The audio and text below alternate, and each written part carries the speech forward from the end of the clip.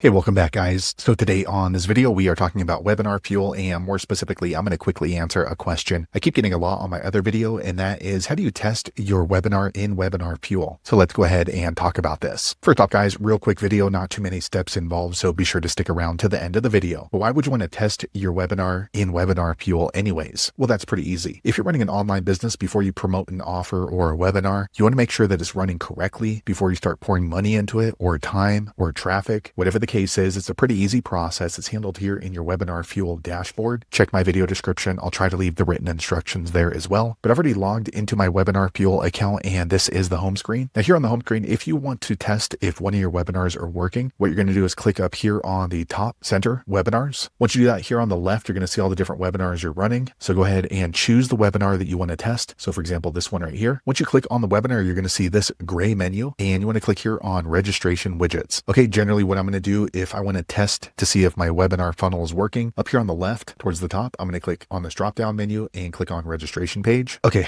once you do that, you can see the landing page that you've set up. So one thing I want to let you know, make sure that you've clicked over here on embed code. And once you've done that, go ahead and add the widget. So for me, I added modal. If you don't have one of these selected, the landing page is not going to work. So I chose modal, and then also on the thank you page right here, click there, and underneath your ticket, click on embed code, and then click on widget and choose either horizontal or vertical. Let me go ahead and just choose vertical. Okay, so now we're ready to go ahead and test our webinar to make sure it's working. So I'm going to click here on landing page here on the top center. Once you do that, click on this eyeball, and that's going to load and populate your landing page. So this is what people see when they're going to end up on your landing page. So register for the web class now, and then here they're going to go ahead and enter in their email address. So fakeemail@fakeemailnow.com, and save your seat now. And then I'm going to go ahead and choose join session in progress. If you don't have this turned on and you can only register for a future webinar, you can turn that on by coming back over here and go to webinars, click on the web, click on schedule, click on schedule group. Here in the schedule group, go ahead and add new session and click on next, and then session in progress, and then just choose, maybe 1 minute in, or